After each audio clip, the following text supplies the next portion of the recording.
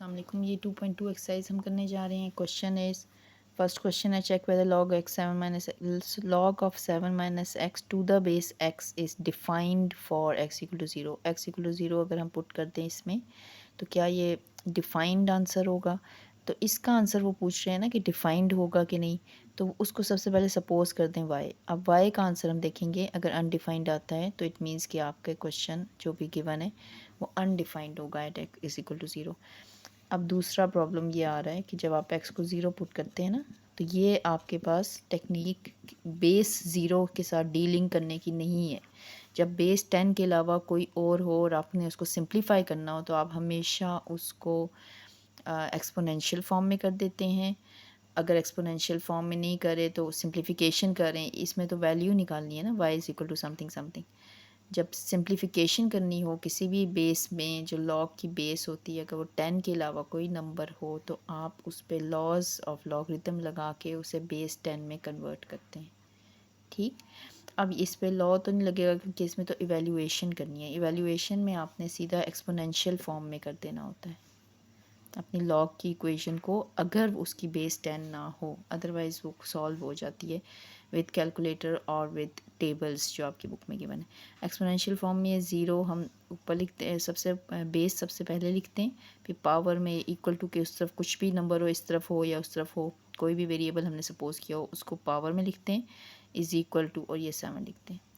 अब देखें बेटा, ये मुझे तो यही समझ आ रही है कि अगर इसमें से आप y की वैल्यू निकालना चाहें तो वो अनडिफाइंड है, नहीं आ सकती, क्योंकि देखें 0 की पावर y है तो ये तो अनडिफाइंड हो गया ना। y की वैल्यू आप किसी तरह नहीं निकाल सकते क्योंकि यहाँ बेसिस सेम करते हैं और फिर y निकालते हैं। तो इस 7 को हम कभी भी 0 पावर में नहीं लिख सकते ना।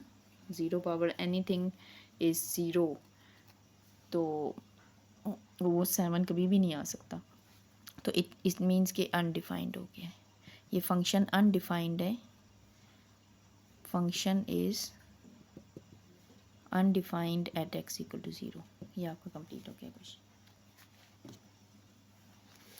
नेक्स्ट भी सेम है, पार्ट सारे एक जैसे हैं। सेकंड पार्ट में आ जाते हैं x इक्वल टू 1।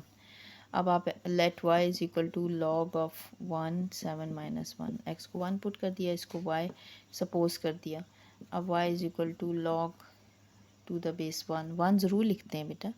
जब log टू द बेस 10 हो ना तो वो ना लिखें तो इट्स ओके, 1 लिखना होता है।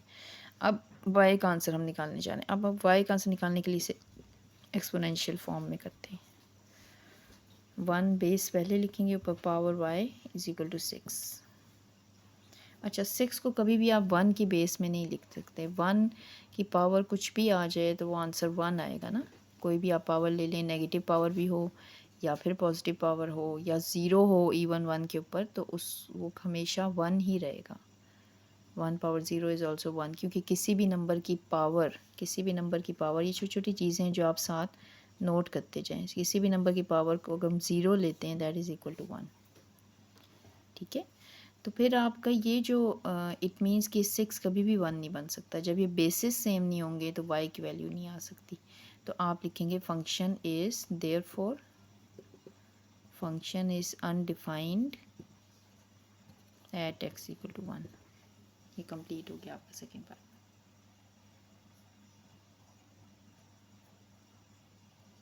अब थर्ड पार्ट में देखें, x इक्वल टू 0 पे देख लेते हैं हम। x is equal to 6।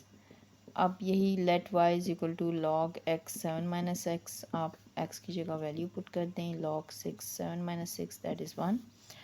अब आप एक्सपोनेंशियल फॉर्म में कर दें, क्योंकि लॉग टू द बेस 6 है, उसको हम किसी तरह भी सॉल्व नहीं कर सकते।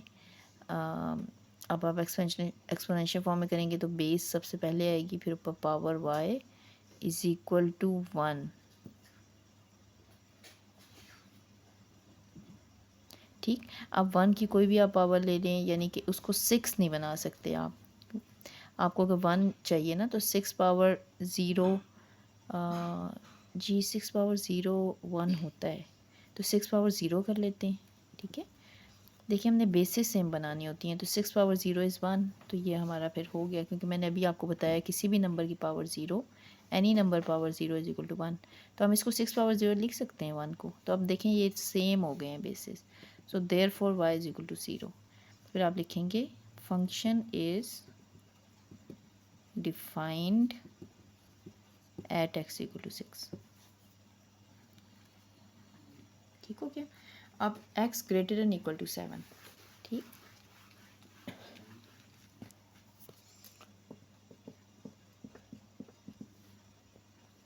तो आप क्या करेंगे, let y is equal to log of x 7 minus x.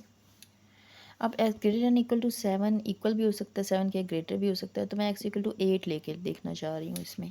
ठीक है, y is equal to log of 8 7 minus 8। तो ये आ गया log of 8 7 minus 8 is a negative number, -1। अब इसको हम एक्सपोनेंशियल फॉर्म में करते हैं। 8 power y is equal to -1। अच्छा, अब देखिए -1 की पावर आप कुछ भी ले लें या किसी भी नंबर की पावर आप कुछ भी ले लें तो वो आंसर कभी नेगेटिव नहीं आ सकता। ठीक है, मतलब सॉरी पॉजिटिव नहीं बन सकता, मतलब कि -1 है ना इधर, तो हमें +8 बनाना है बेस में। या अगर +8 नहीं बना रहे आप 8 के प्राइम फैक्टर्स बनाएं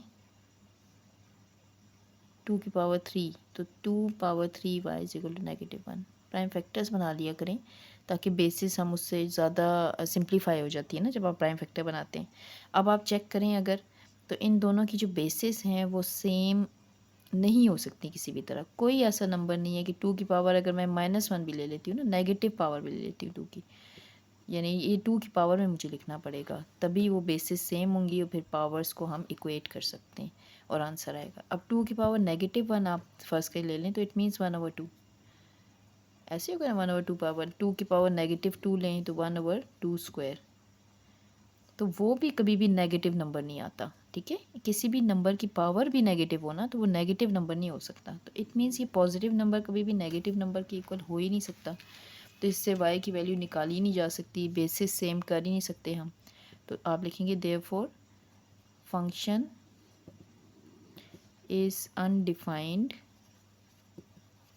eight x greater than equal to 7। ये आपका क्वेश्चन 1 कंप्लीट हो गया।